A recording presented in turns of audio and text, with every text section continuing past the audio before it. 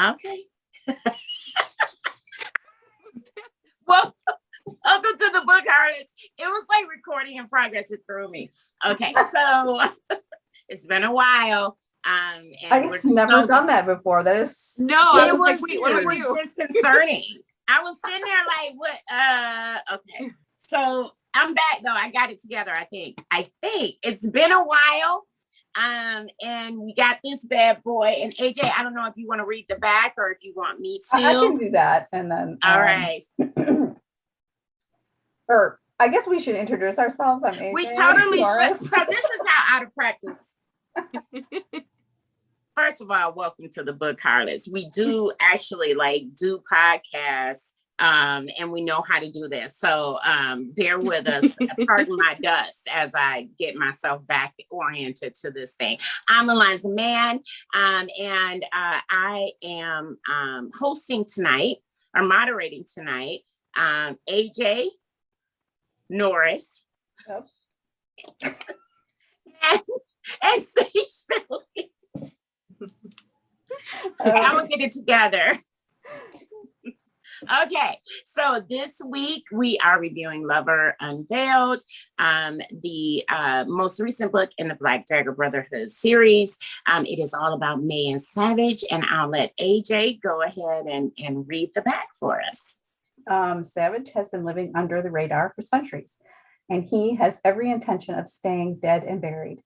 But when a civilian female sucks him into her dangerous battle with an evil as ancient as time, his protective side overrides his common sense.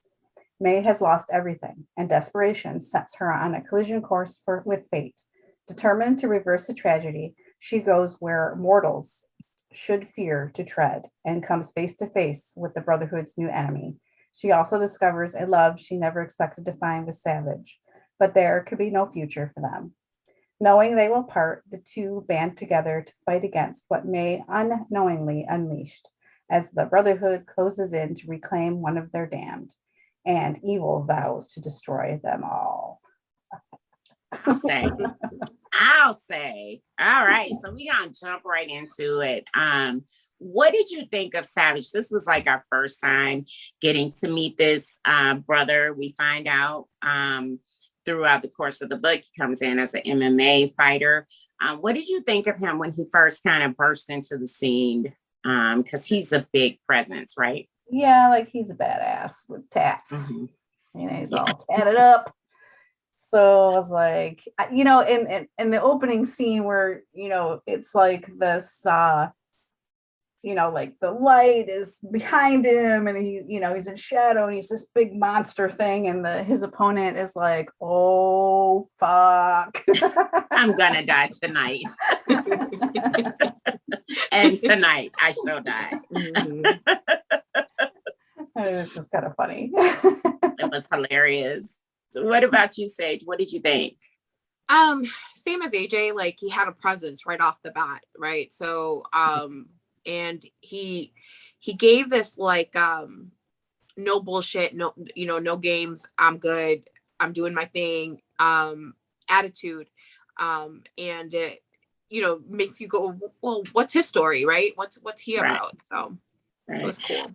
I enjoyed it as well. Like when he first came on, I kind of had a thought of what he was going to be like, but when you meet him, it was just this direct contradiction of what he presents, right? Because he kind of is more caring and compassionate than when you first see him. When he came on the scene, I was like, oh my God, vicious too.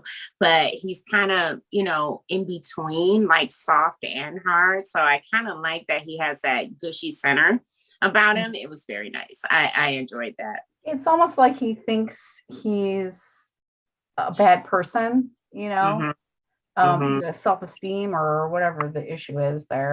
So yeah, and we also learn like other things, about him at the end of the book. Like there was hints throughout that he can't die. So that was something that, that's kind of interesting. Wonder how that's going to play out. So I do too. It was I was okay. So we'll Well, hold on that for 1 second, because we almost went straight to the end. What about May?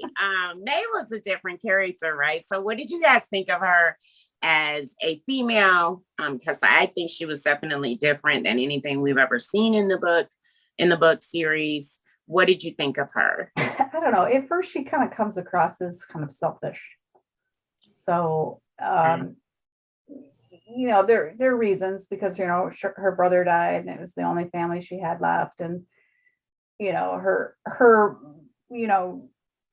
I don't know how much we want to talk about her because go right ahead. Okay. She's her brother is killed and he dies right in front of her. And so instead of, she just can't let him go. She has a real problem letting go. And she keeps him in the bathtub on ice because she wants to bring him back to life. She had gotten this idea from an old family friend, Talia, to conjure whatever, some spell they were working on together. So, and she needed to get the book, which, is, So, but it's like, I mean, I guess in a way I feel sorry for her that, she just can't let go. And that's, it's a hard life lesson. She hasn't lived it yet, so. So you said you kind of took it as selfish. I took it more as like desperate and singularly focused, right? Like she was so singularly focused on what she wanted to do. She was, she couldn't look past anything else. Like she couldn't think of anything else other than, getting this book, getting that spell, bringing her brother back. That was all she could see. She couldn't see anything else. So it was hard to get to know her because you weren't really getting to know who she was, because that's all you saw from her is that singular focus and desperation. That was really front and center for me with her. Yeah, I think it was kind of a cross between the two. For me, I was like super concerned that she seemed to almost be living in this alternate reality, right? Where, the only thing that mattered was, her not being alone. And at the same time, she seemed like most of the time she had it together, right? So I think she was a bit in shock. So I'm not going to hold it against her that she was like holding on to this guy in the bathtub. But I think it took a lot for her to snap out of that phase she was going through where she was like, but what about me? What about me? So it was interesting to see her go through those different steps to where she slowly started to kind of realize, that it probably wasn't a good idea to have her brother in a bathtub full of ice, but it was definitely a trip to watch her go through that journey. So very different, because I think a lot of that overshadowed maybe her personality and who she was. Like everything that she did was derived from her need to save her brother. So she spent a lot of time like in her head and thinking about that, and almost to the point where she missed the things that were going on around her in her life. So definitely an interesting character arc. So let's talk about that book. Who was running the book this time? Who do you think it was? Because the last time we saw it, we found out that it was Davina, right? Manipulating Thro. And I kind of felt like it was going to be Thro this time, like trying to fight his way out of his hell zone, but it wasn't. That hasn't revealed itself to be true. So who do you guys think it was? Well, this is the thing. Thro is still strapped naked to her table down. Right. Bless his heart. So, she's, I'm wondering if he's going to come back and she's going to be his little boy toy, her little boy toy for a little while. Like she'll go down to visit.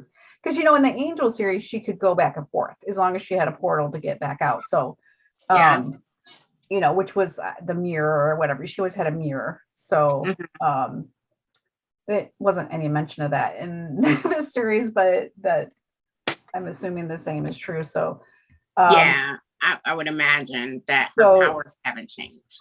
Yeah, by the end of the book, though, I don't think she was so much manipulating the book. I think the book works for her. Like they're buddies, like they're besties. I feel like she worked for the book and she just doesn't know she works for the book. Like I feel That's it feels like true. Yeah, there's a different entity like that's running the book and kind of moving people around yeah, as it needs them to, and that's very different than what the perception I had when Davina came out of, hell and through the use of the book. So what did you think, Sage? So, we had heard rumors that Lash might come back. So I was wondering if he was the one that was maybe running the book. Yeah, because he is half a god, right? I mean, well, whatever they are, a demigod, deity, right? Lash, I think Lash is well, he would technically be like a Nephilim, right? So he wasn't. His father wasn't a god; he was a child of a god. So that kind of makes him an angel. The Omega would have been like an angel, kind of. So I think a Nephilim and not a demigod. But I mean, who knows? I hate Lash. I hope he don't ever come back. But we can go ahead and classify him as a Nephilim, I guess. Dark Nephilim. Very dark. My God. Dark. Yes. The darkest. So do you guys kind of want Lash to come back? Or I kind of said no. I'm wondering my whole thing is I'm wondering if he's gonna come back looking like he wants to look like he did as a vampire, that because how Davina that's a facade. Yes, he can give her she looks like a rotting corpse. If you read the Angel series, you'd know that she looks like a perpetually rotting corpse normally. Mm-hmm. So they mentioned that I would think that he at the very end when she was burned. Like she was like, this is gonna take a while to get rid rebuild. Like to rebuild. Take me a minute. God damn it. And I think that if he's going to be in this form, it's going to come with, limitations, if he, wants to come back looking like he did. So, but anyway, that's a discussion for another day, but we went all the way into the rabbit hole, and I'm sorry I dragged you guys there, but y'all went willingly. So unanimous decision. We don't want Lash back ever, but I kind of feel like he is, because I saw it was like a postcard on her desk, and because we zoom in on the pictures, oh my God, there's Lash. So I think he's coming back. I don't want it. Anyway. We talked about the dead body for a minute. What was her motivation for keeping that dead body in the tub? Help me understand. I don't understand it. I can't help you understand it because I don't understand it. What do you think, Sage? It's her desperation. I go back to that, desperate not to be alone. I mean, if we look at her perspective, not that I agree with what she did by no means, but if you look at her perspective, her parents are gone. She has no significant other, no children. All she had was the brother that they were supposed to stick together after their parents were gone. And then he dies in her arms. So after they fight, what was like a fight and he disappeared so she had all this guilt on how he left, why he left, and then she loses him. So she's just, I think that all of those things were maybe I can fix this. Maybe there's just a way, something's got to go right? So I think she held on to desperation. And, Talia, she should have just kept her mouth shut. So that's the thing. Last time she used the book, it went wrong, right? So why would you suggest it to this girl? What's wrong with you? I think Talia had the stance that she was doing it for evil, she was doing it for for a bad purpose. But May would want it for a good purpose, which was to right a wrong, where Talia wanted to get rid of the person that her Helen was having an affair with, or whatever. Wasn't that the story? Something like that. Yeah. That would make sense if it's a book of spell, a book of okay, I love witches, right? So if it was a good book of spells, then you have to worry about the consequences for what doing you're things doing for yourself, right? But this was an evil book. There was no doubt about it. Anyone that has gotten near this book can feel the evil from this book. So why would you think anything good could come out of it? You know, I don't know. I felt like if May would have had like a voice of reason around her, like we've seen vampires go. We've seen them go off the deep end before. Like Tor, when Wellesley died, he was like in a cave eating like raw deer meat. You know, like he was gone. Like he wasn't right. And you know, I guess May's reaction was similar to something like that. Like she went off the deep end and she's like, I'm just not gonna let him go. I'm gonna hold him real tight. They want to love him and hug him, you know, and bring love him back to life. I feel like though, if she would have had the voice of reason around her in the beginning, maybe she wouldn't have gone down that route. But I feel like she was just kind of wrapped up in a web of, you know, I don't know what the fuck to do. I can't lose this last person in my life. So I think that's the motivation. But it was creepy for sure. I mean, she kept going to get the ice. I'm like, girl, I'm like, Lassiter, please. Jesus, Lassiter, go get this vampire. And he never did. Well, he knew Savage was going to save her, I'm sure. But I just really wanted Lassiter to go slap her around a little bit. Yeah, you know? I think that she had a lot of guilt. You know, I think there was guilt there too. You know, desperation. Definitely guilt because of the argument that they had right before he died. But it was just disconcerting. Like, I'm like, it's a dead dude in your bathtub. So how you even taking baths? Like, you just got this dead man. There's more than one bathroom. No, I think she was showering at Talia's house. I think she had to be because she was, and the garbage cans. I'm like, May, fuck the garbage. Like, you ain't even, what's in there? Ice bags? Girl, ain't nothing in that garbage can. You're not even, okay. All right. But bless her heart, she was singularly focused, like you said. All right. So we all think this was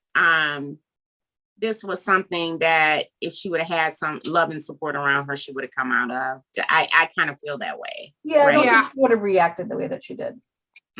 Yeah, because I think if someone else would have been there to help her see it early on, I mean, this went on for a whole month before she met Savage. So, you know, if someone was there to be like, maybe this isn't a great idea. Do you know what you're doing? Like, type of thing. Right.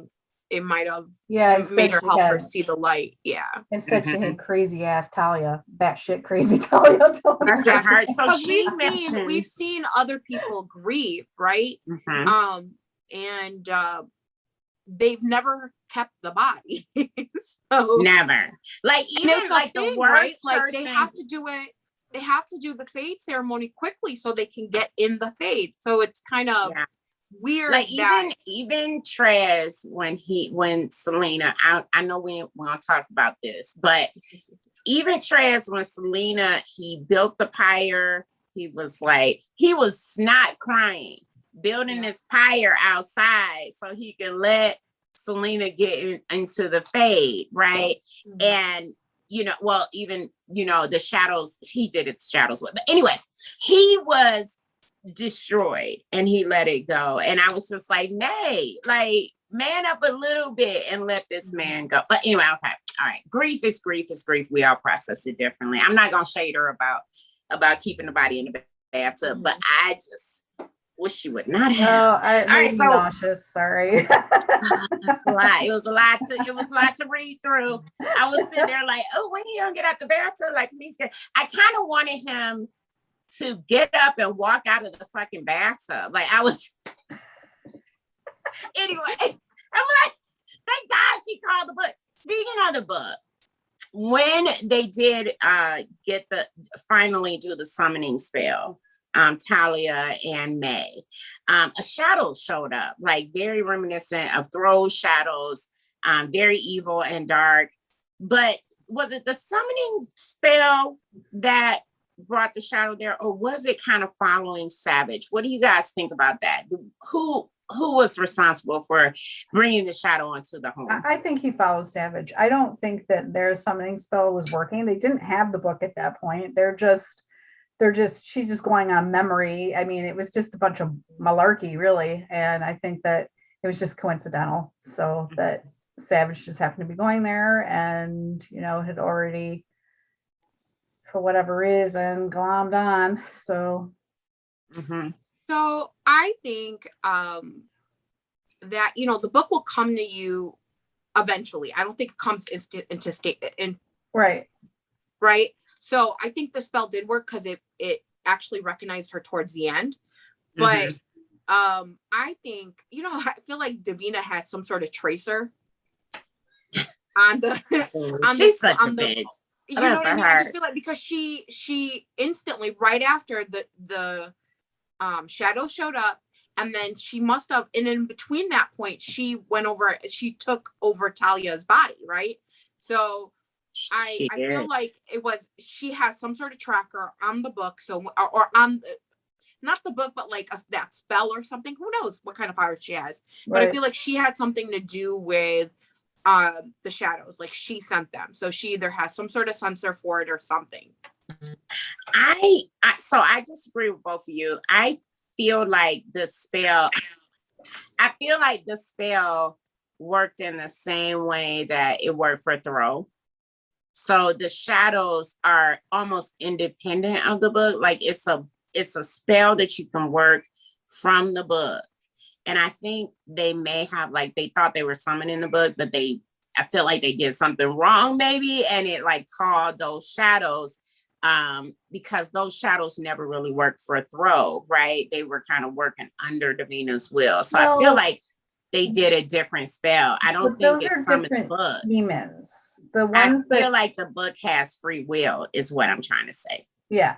But the demons that Thoreau conjured were like balloon buoyant things, where these shadow demons are a different entity they're a different being. Yeah, but I just feel like I don't think the spell was ever going to call that book to them. I don't feel like you can call the book. I feel like the book picks its people, if that makes sense. Because I feel like, it kind of like it never went to them. It did recognize her because I think she used a spell from the book. But it did what it wanted to do. It stayed there in that rich dude's apartment until it got ready. Like it kind of wanted Baltazar. It was like, no, I'm away from my boy Baltazar to come back. You know what I mean? So I feel like the spells don't actually work on the book, like summoning the book. The book goes where it goes. Well, yeah, I agree. Yeah. We got to figure out this book. All right. So then after, I'm sorry, Alexa turned my lights on. It's not like I didn't do it. I just came on. That was freaky. All right. So after the summoning spell, Davina shows up at Talia's house and she's kind of threatening, but she couldn't get in. So was that the salt that Savage laid out, or was it just that Davina can't get in where she's unwelcome? I think she has to be invited into the house. Yeah. What about you? Because the salt didn't go all the way around. Remember, he was short. He was short as salt. Mm-hmm. So what about you, Sage?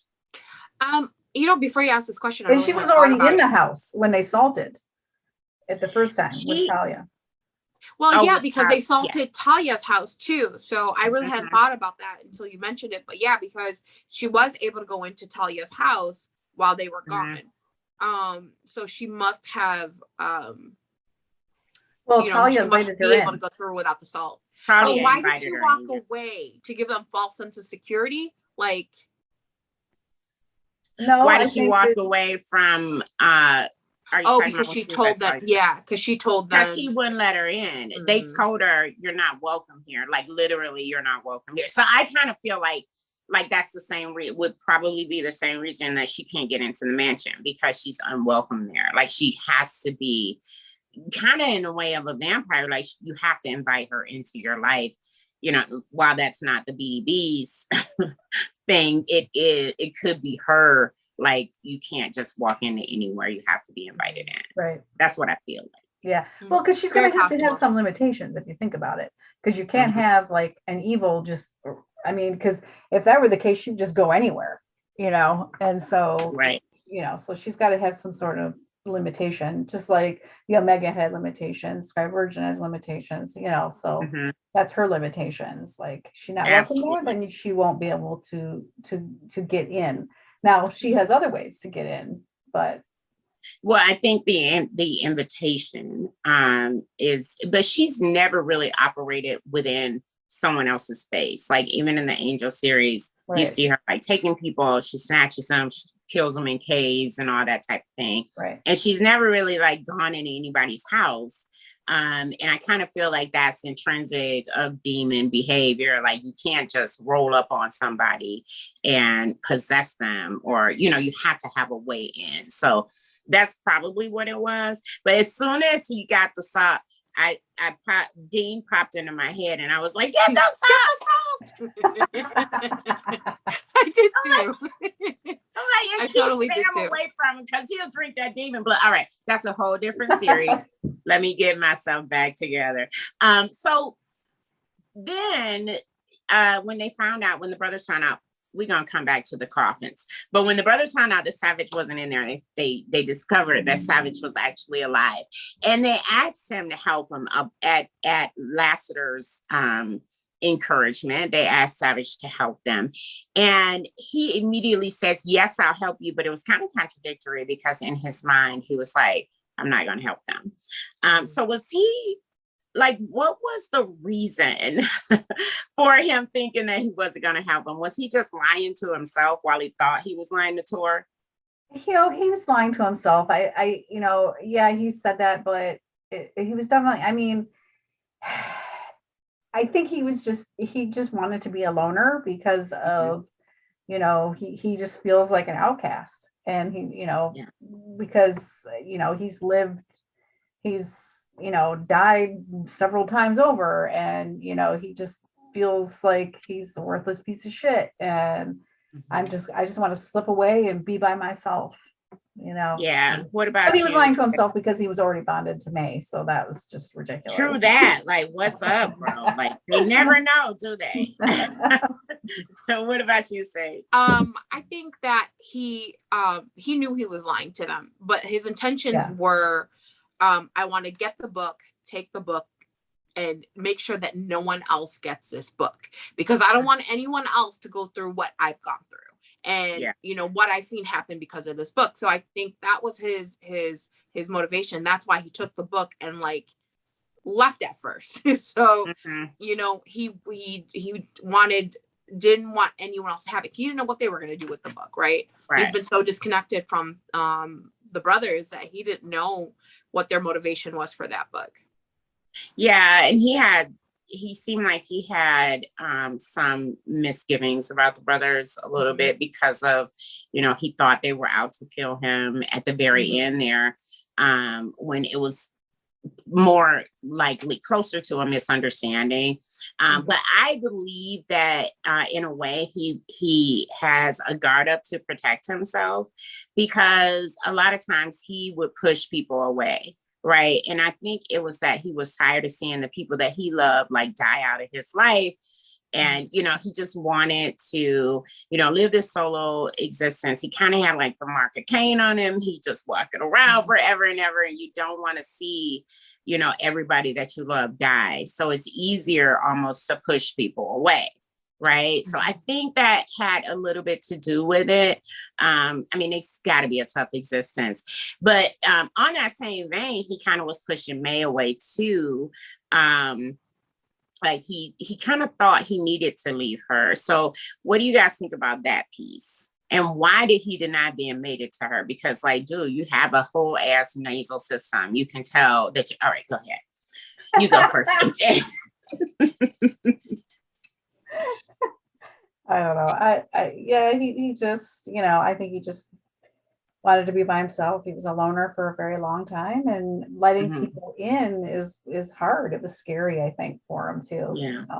And he just, I don't know. I think he was just scared more than anything, because he just didn't know who to trust because of what had happened to him. So. Right. I would agree with that. How about you, Sage? I mean, I think that he probably didn't want to be with someone and then lose them again, right? Because he was immortal. Being with May opens up to the idea of more, losing some more people. Because when he said it, like, I'm back with the Brotherhood, and there's only 2 people that are still alive from when I was there. So I think that had a lot to do with it. and he didn't think he was put together well enough to be someone that may deserve, because he put her at such a high pedestal, right? And I don't think he thought he was, I don't think he thought he was good enough for her, you know, and that's why, like, when she was a virgin, he didn't want to take it from her. As for, you asked another question in there though. Why did he deny being made? I think he was just ignorant to it. You know, we've seen it with the brothers before, like I love talking about it though, because they I know, like, you know, like, what are you talking about? You know, so many of them that have done that don't even, they don't recognize their bonding scent. They don't smell it. They don't realize they're acting bonded. It was just another dumb moment for another brother, right? So talk about it. What you mean made it? Yeah, and I would agree with all of that. I think you know, it leads back to that earlier question. Like, if I just push people out of my life, I won't have to deal with losing them. You know, and that's no way to live. But when you're dealing with that, like we talked about May's grief, but he is probably in perpetual grief, right? So he's lost all of his family members. He thinks he's lost, you know, all of the brothers, and, you know, he's just been roaming around, and undoubtedly people have come into his life that he's watched die. And that's the normal track for a vampire, but being immortal is a little bit different. Like, you'll never die. So I think that had a lot to do with it. It's got to be a trip to know that, you know, you'll never leave this earth.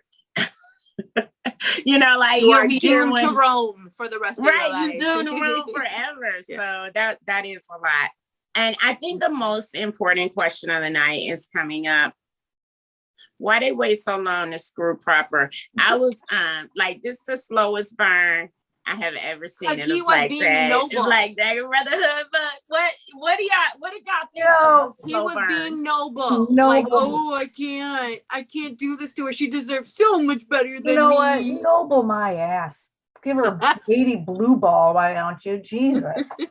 I got blue balls reading this book. It was a lot. I was like, please screw her. Like, if he would have screwed her earlier, I bet she would have got that brother out of that bathtub before she did. I promise you, that would have, like, made her, you know, forget all about this whole brother in the bathtub thing. And he didn't really freak out when he found out. That was what was really weird. I mean, so he's been around forever. I kind of feel like he did ask her though, like, why would you do that? Like, let me tell you why that's a bad idea. Yeah. But I don't think you can freak out when you've been around for like ages and ages. He was probably like, oh shit, you know. God, just when I thought I had one that wasn't, you know. So I think he probably just used to seeing crazy shit. Bananas. All right, so we're gonna get on to my buddy Baltazar. I thoroughly enjoyed seeing him on the page, all the pages that he was on, and all the things that he did. And, you know, I could watch that again and again. But first, let's go to Davina's access to Baltazar. She came to him. And how did he describe her? He was like, her body was like fluid over his, and it was like waterfall of lust while he was sleeping. And it was this mirage moment, and I'm like, this bitch Davina. So how did she get access to him? What do you guys think about that? Well, didn't it start when they had gone to that psychic place, and it just had, and she had lured him. He went up the stairs, and where Siphon had been like suspended by those demons. You know, and that was after the first time. After the fact. Is it after the first time? What happened? Yeah, she was already. So I feel like, go ahead, y'all go ahead, and then what were you gonna say? Because I don't know. Well, I was just gonna say it felt like the book likes to manipulate people, right? So it's like, oh, I want to put Davina with Baltazar, and I feel like the book gave him access to her, and you know, because they were all praying to this book, right? And it knew what everybody wanted. And I feel like the book was like, okay, well, I'm gonna put these two together because that'll give her access and she'll keep working to me. Like it's kind of like a you know, what's in it for me type of thing. So she gets access to Baltazar, which gives her access to the mansion and able to see everything that's happening with the brothers. So I feel like that's how they got connected, because he went into the rich dude's house and encountered the book, and that's when she got access to him. That's what I feel like happened. So, I forgot about that. I sort of half agree. I agree it had to do with the book, but I don't know if the book was. I don't know about, like, I didn't think about the book putting them together. It's possible. But I do think the book was completely linked, because it was exactly in my head. That's how I saw it too. He read the book. And if it were just encountering Davina, right? Like, you know, he did encounter her at the psychic, right? And if you think back, like Thoreau encountered the book at the psychic. So does the psychic work for Davina, or does the psychic work for the book? I feel like it works for the book. But if you could just encounter Davina and she would have access to you, why wouldn't she have had access to Butch in the same way? And I feel like it's the book that I have a theory about that. Okay, let's go with it. True love. So True love, what? At Butch, he was going on about his shelling, and he has this love in his heart, even though he has this evil that she was attracted to from leftover from the finger that had been in his the finger in his abdomen. His love saved him, and that, because you know, you go back to his book. If you go back to his finger in the stomach. I was thinking about the finger in Bush, but I'm sorry. Just go ahead. I'm gonna stop that. So, you know, and V goes to get what's her name? Marissa, because he knows, for whatever reason, I don't know, instinctually or what, that she could help him, you know, survive, you know, because he was failing until you know, he had that love, and that true love is what, because Lassiter says to Balthasar, true love will save you. And so I think that it was love. Davina could not fight the power of love. Your explanation, I do feel like, though, that book gives access to it. I think your explanation is plausible, though. I won't dispute it, because it sounds fantastic, and the little romantic in me is like, oh my God, true love. What about you, Faith? And these books are romantic. So I agree with both of you. I agree. You know, I do agree with the book, right? So I know the book had is what drew them together, but I feel like the book is more connected to Davina, and that's why she has the ability to, like, tap into whatever it's do. Like, if someone reads it, she could tap into their minds. If someone summons it, she gets like an alert. I feel like somehow there's some sort of connection there. I'm not sure what it is, but I feel like that's true. And then I do agree with the true love. I think it's first, it's true love, right? Of course, it's true love. Right. So I that makes sense, because he did tell him true love will save him. So I totally agree with that. All right, we're rocking and rolling with that. That's our answer, and I'm gonna stick beside it. So, what about Balthazar? He was fucking Davina. He was looking for he damn near let our friend Zephyr get murked, fucking around with Davina. What the fuck, Balthazar? What do you think that was? I thought that was Siphon. I'm sorry, I shouldn't say Zephyr. Zephyr is on my mind, though, but okay. We'll deal with that when Zephyr get a book, because Lord have mercy, I love him. That's my man next to Reb. That's my man. Anyway, okay. So what the fuck, Balthazar? What was he thinking? He was thinking with a little winky. That's what he was thinking with.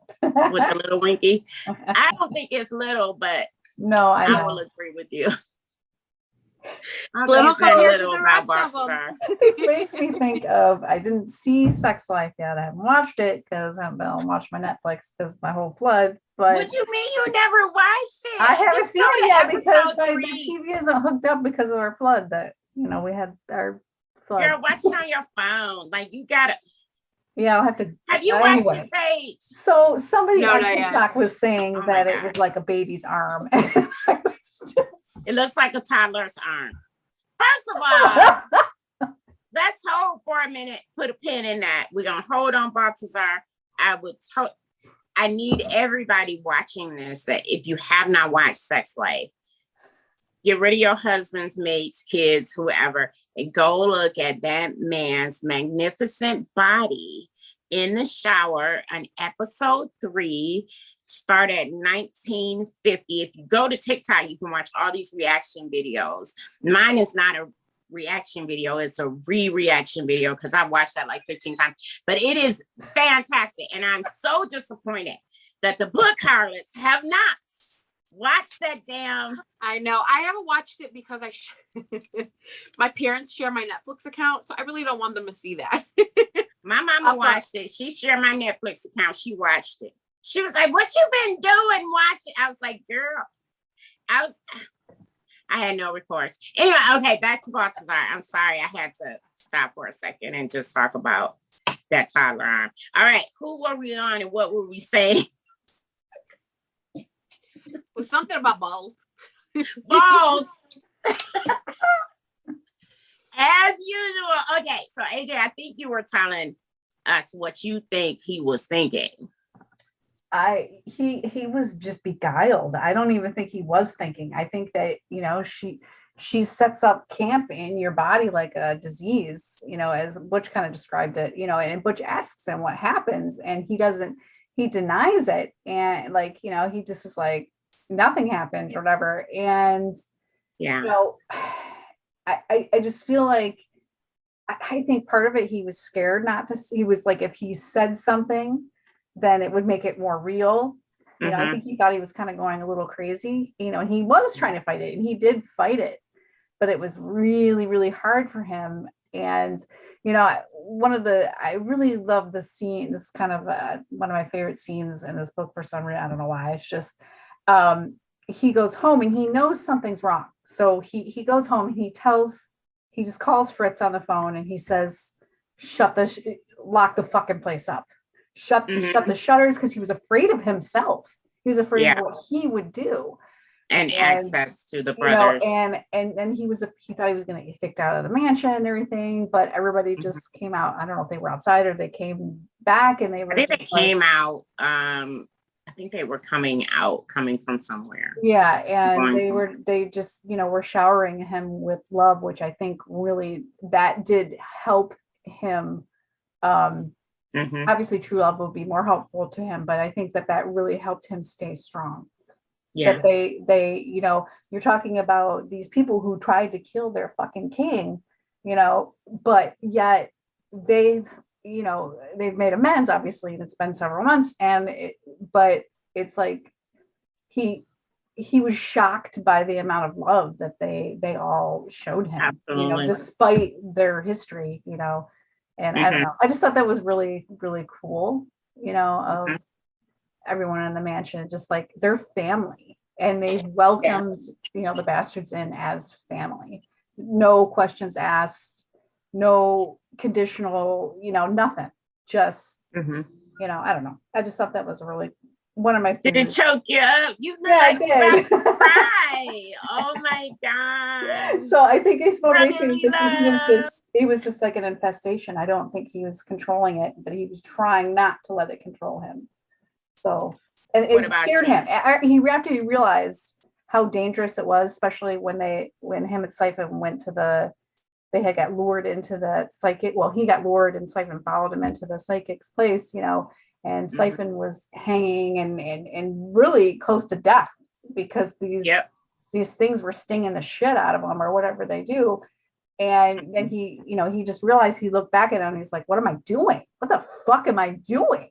I don't think he really had the control, but I think that, realizing, okay, I love this guy. I'm not going to do that.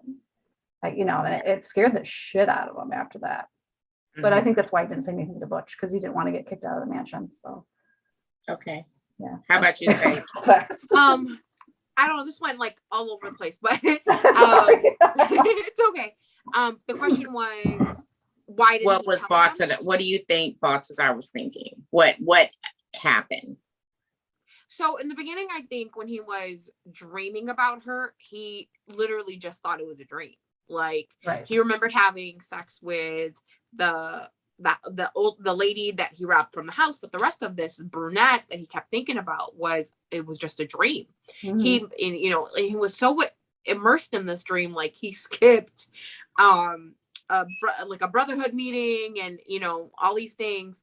So in the beginning, he just thought it was a dream. And then once he realized there was a threat, he tried to tell Butch, but she took that he would say one thing and it would come out to be something else. Right. Mhm. I forgot about that. You're right. Yeah, and Okay. he couldn't, and I think that was such a strong hold on him that he didn't know, he couldn't figure out how to get out of it.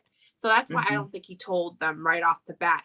But once he almost lost his cousin, the guy that saved his life back in the old country, that Right. was like a way snapped for him him out to of have it. the will to overcome it. And then actually when he came close to the book and her, if it wasn't for Savage, he wouldn't have been able to fight it. So it was a very strong hold on him. Yeah. That he was having he was having a lot of trouble fighting it.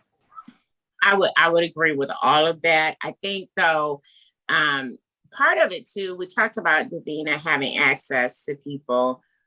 They kind of had to want her there, invite her in. I think Baltazar is a bit lonely. I think, despite having the love of the bastards, when if we go all the way back to when Cor met Layla, they all have that, oh my God, you have a mate, you have a woman in your life. And I think that is a desire that is unfulfilled for many of them. Because if you just think about that scene when he was telling them that he was like, this is Layla, she's a chosen, and they were just all like stars in their eyes. I think all of them are gonna make the very best heroines because they really do want love. It's important to them. And I think that desire combined with Davina's manipulation just shadowed his judgment, and I think that's what made it easy for her to access him. I do think that's the reason that he couldn't actually answer the question for Butch. You mentioned that, AJ. I think that that was the reason he couldn't see, what was kind of happening to him with the book, with Davina, how it was making him slowly change and doing her will. But I think when he did like finally snap out of it, she was so mad, but he, that forced her to reveal her true self to him, and that helped him kind of come out of it. So I think his judgment was kind of clouded by first the desire for love, and then when she had access to him, she kind of made him see things, the way that she wanted him to. Yeah. So, but I was still like, no, Baltazar. So I have a question. A question. Do you remember in the previous book when Balls fell? And he said she's back. You remember he was in that trance or whatever when he woke up. Do you think because he like almost, do you think because he was in that between life and death state, he might have may have gotten some sort of connection with her through there? That's possible, he could have. I just think about that. But even then, he wasn't like conscious, right? So I think, maybe that part will be revealed a little bit later in the series, but I didn't think about that right off bat. I do think that more than him being electrocuted and saying, and I didn't think he was wasn't he talking to, let's spend a minute there. Wasn't he talking to Z?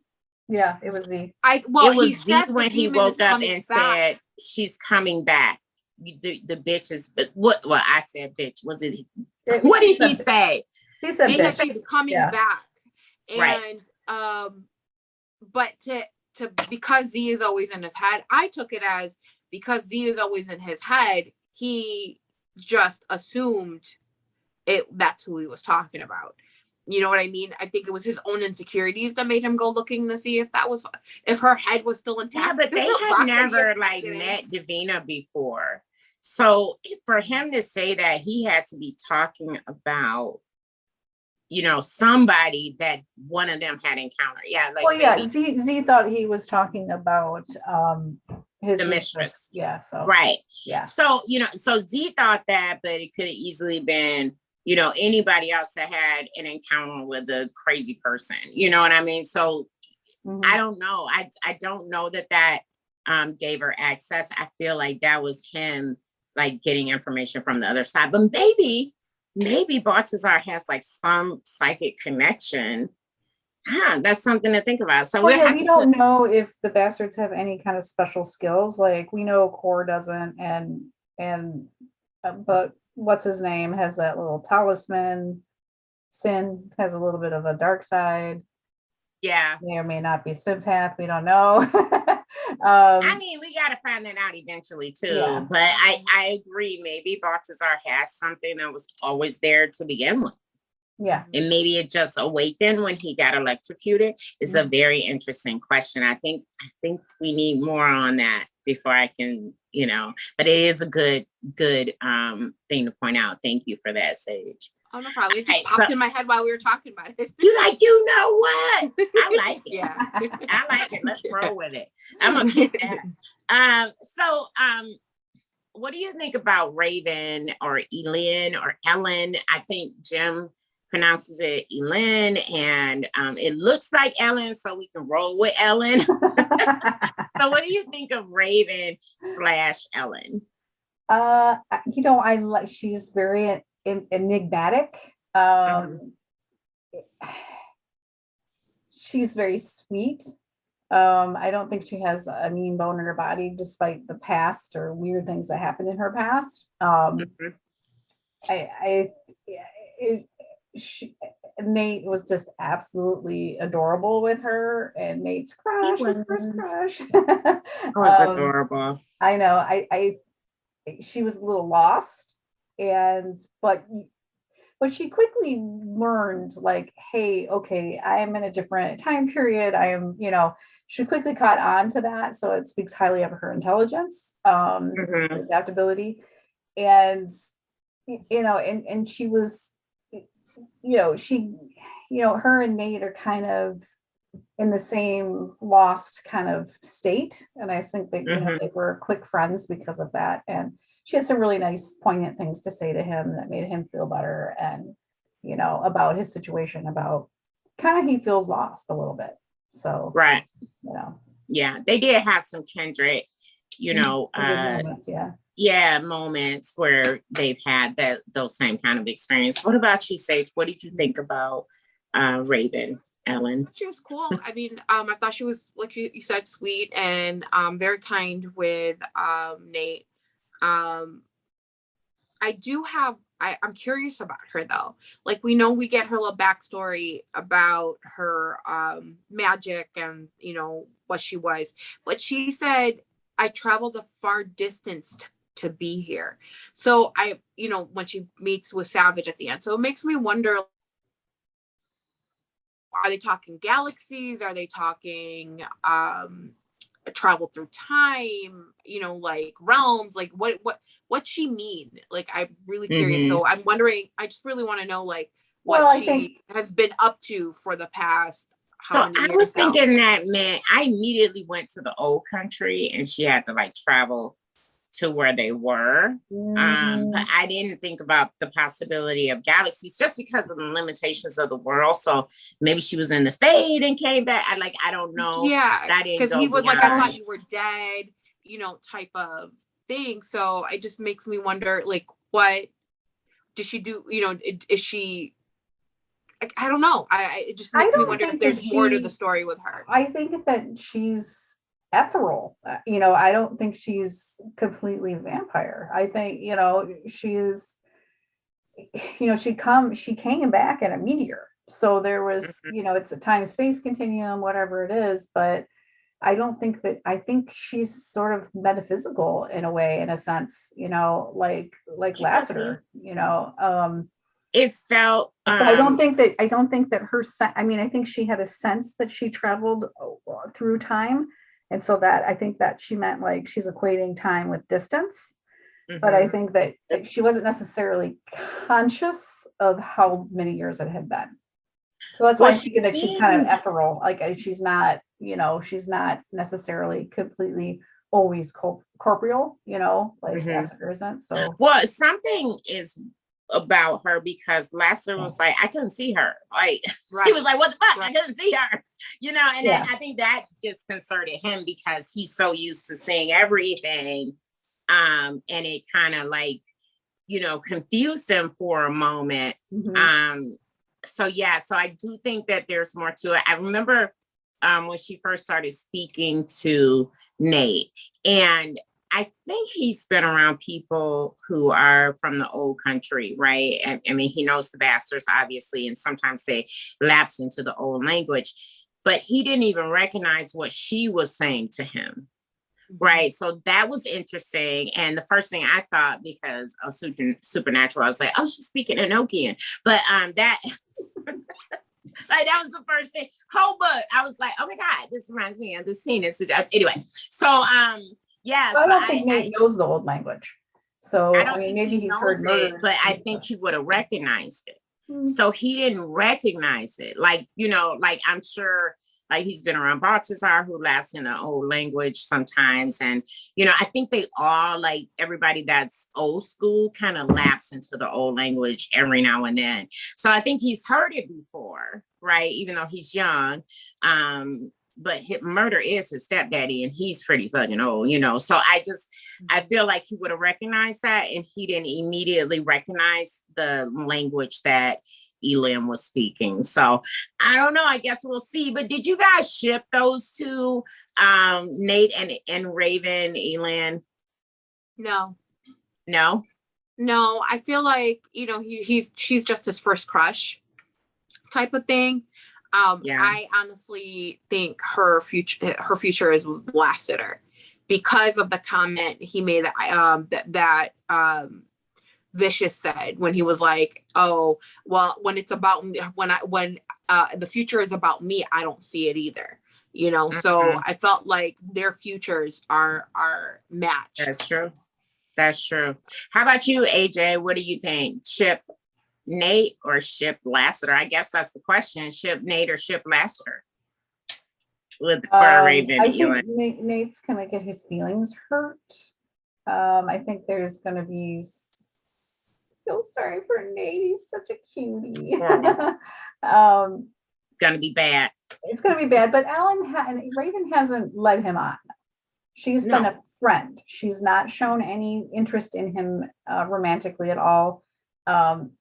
Maybe he's confusing her being nice with romantic feelings on her part, but I don't think that she is projecting that. At least I don't. I don't think she is. I think that I mean, we know Lassiter at the end of the book was like staring at Raven and being like she's really beautiful. Well, he did. I mean, I think a little jealousy there because Nate was giving her attention and he was like, I don't know who this kid is, who the fuck he thinks he is, but it was interesting to see. Yeah. Right. Because he's because Lassiter's acting like he doesn't know who Nate is. Like he didn't say his name, and it's like he knows who Nate is. So well, he sees everything right now. Yeah, so he's kind of like, yeah, who the fuck is except Raven?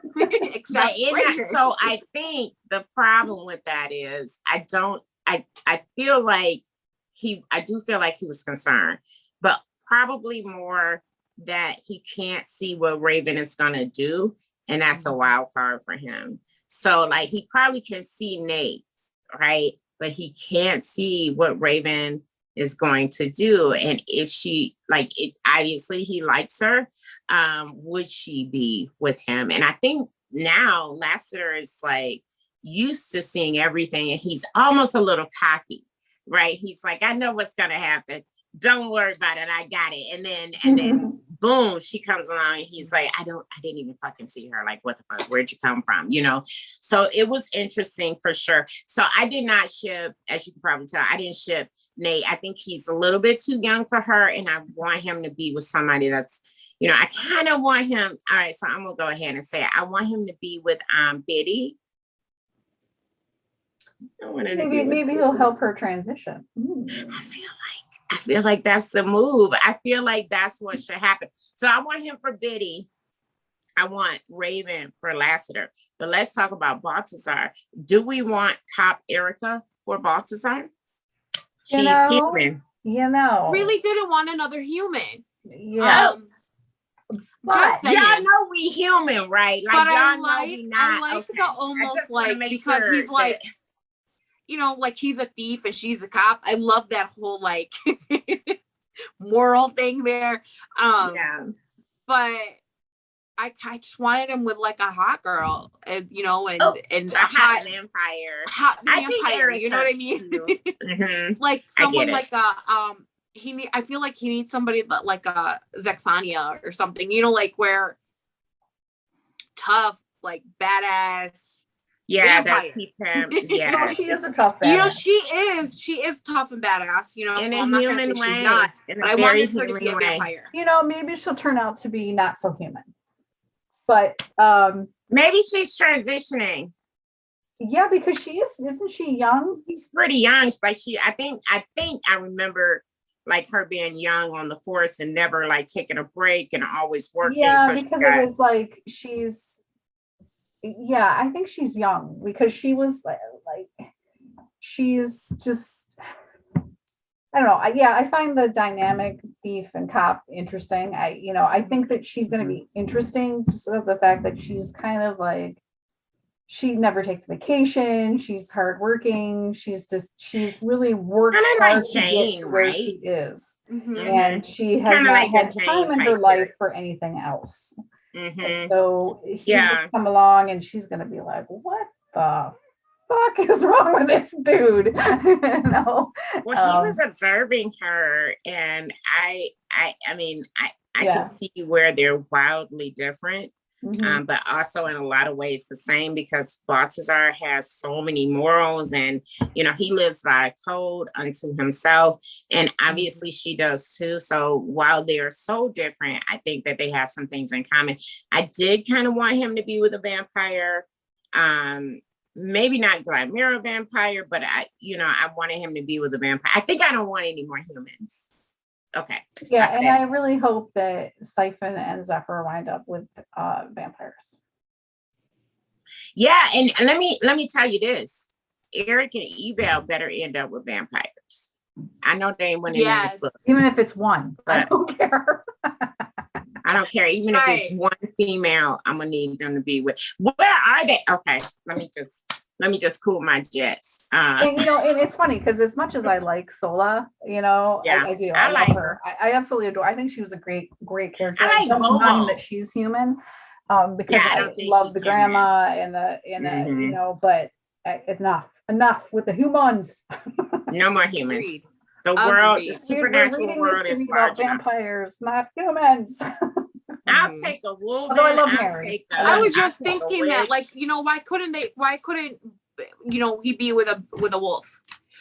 Because we know that's going to start soon, right? So, like, why couldn't he be with a wolf? Damn it. Yeah, I am not with it. I don't dislike Erica. Let me just be clear. Right. I just kind of had an image of who Balthazar was going to be with, and that was not it. And I feel strongly about Balthazar, because I've just been rolling with him. And I don't know, Erica better come hard. Like, she better come correct. You know what I mean? Like, she better be awesome. I'm wondering how it's going to play out. It's going to be interesting. It is going to be interesting. I really can't wait. That the next book that we have is Claimed. And that comes out this month, next month? This month, I think. Mm-hmm. This month. So yeah. So pretty soon here. Yes, I'm so excited for that. And I can't remember who the main characters are, but I also can't wait for, it was announced that the 2023 book would be Lassiter's book. And honestly feel like it should just be fucking named Lassiter because like we don't need. I think I read somewhere. I think I read somewhere, or I heard something her saying it's going to be called Lassiter. I don't think she said that. I think people were like, just fucking call it Lassiter. And I'm with it. I feel like let's not sully it up. It should just be Lassiter. So I can't wait to get through 2022 so we can get to 2023. Yeah, but I want Baltazar's book. So I'm looking forward to that book. So I do want Baltazar's book. I don't know what the name of that one. That's the Lover big book Arisen in 2022. The Lover Arisen. What is it? Lover Arisen? Yeah. Okay. All right. Thank you for that. Because I was so transfixed on Lassiter, I didn't even pay attention as much as I love Baltazar.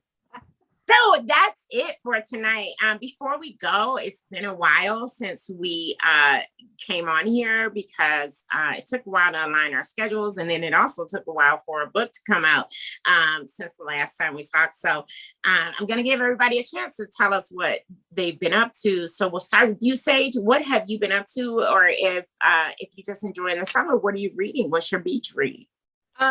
Well, today, if you can tell, I might have some puffs under my eyes because I've been reading. I was reading this morning, Kristen Higgins, To the Moon and Back. Okay. And let me just tell you, if you're going to read this book, get your tissues ready. Okay. Like the minute most of us do audio, even if you're just getting the book, get your tissues ready, set them next to you, then open or hit start. Because I'm telling you, like, instantly you're in tears. The hit all the way just to me. I mean, this story was so heartfelt. It was beautiful and it was sad. It was a gorgeous love story, and it was. I loved it because it was a woman's fiction, like a woman's journey, but mostly through the man, like a male's perspective. So it was like really the man's journey. So how cool is that? Yeah, it was unbelievable. But be prepared to be really sad, really heartbroken, and cry a lot. But it does not end that way, right? So it does end beautifully. It does give you ATA. Okay, because I got nervous. I was like, is it coming? No, it doesn't end with a happily ever after. But like really, not like a typical romance. Not at all. It's not romance. I mean, it has a beautiful love story, but it's not romance. Okay, so that's what I read today. As for what's going on, I have a book coming out, I guess, in September 26th. It's Wicked Wingman, and it is based in the Cockadoodle. Based in the cocky world, the cocky world, hero world. And that's it. Cool. Outside, I have been acting up today. All right, AJ, how about you? What's been going on, or what are you reading? Well, this is the world's shittiest summer for me. So. Literally. We had a sewage backup in my house in June. So my house is still, well, not this particular room because it's downstairs, but just a fucking wreck.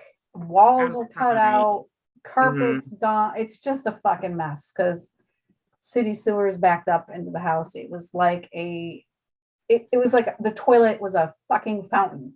It was literally a fucking fountain.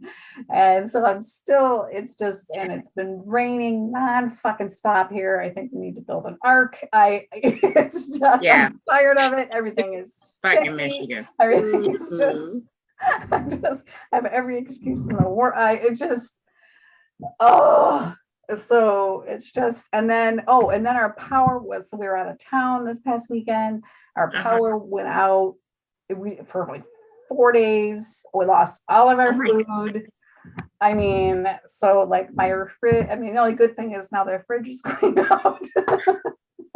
You got it. I mean, we had to throw hundreds of dollars of food out, like condiments, everything is gone. Oh no, the condiments. So I had to buy ketchup and mustard, if you can imagine. But give us one good thing, like the one good. Okay, so the good news is my book came out. Oh yeah, so cute! I love it. Bossy Burglar in the Cocky Hero World. Yes, the Cocky Hero World. So, yep. Anyway. And the companion book to that was Cocky Bastard. Cocky Bastard, and everybody probably knows Cocky Bastard. So that is a read along side book that can go along with that. So very nice. It's about Melanie, the secondary character in Bossy or Cocky Bastard. So but yes, very nice. But all these books can be read as standalones in case people don't know that. So yeah, they can. Like, they're independent of one another. Yeah. But so just to give an update before I get into what I've been up to, we also will be doing read-alongs because all three of us write in the Cocky world. And we'll be doing a read-along with the Cocky book that we wrote along with the Cocky book that is its companion. So for me, my book comes out on September 5th, and that will be Irresistible Intern. It is a offshoot of Mr. Moneybags, and it takes place in Montague Enterprises. So I think coming up pretty soon, we'll be doing a read-along for AJ's book, Bossy Burglar. So stay tuned for that. We swear we'll get those out as soon as possible. I promise we're gonna do the podcast. We're gonna get our schedules together and we'll make it happen. But for me, what I've been up to, aside from writing and packing, because I'm getting ready to move, and I did move like all the boxes out of the way just so you guys don't have to look at like piles of boxes. but I have been reading a TikTok recommendation. I've also been watching a lot of fucking TikTok, but it was called Ice Planet Barbarians, and it is a sick ass alien romance book, and it has some dark moments right up in the beginning, but once you get past those dark moments, you like are instantly hooked. Like, they got textured tongues and textured cocks and all this shit is happening. I read 2 books in one day and I was like, whoa, I had to stop because I wasn't going to keep packing. But that has been what has been keeping me occupied. I also read Island Queen by Vanessa Riley. Amazing story. And that is a historical book that takes place. It is about a Caribbean wealthy heiress of African descent. And it is just an amazing, well-written book. So I've been keeping myself occupied.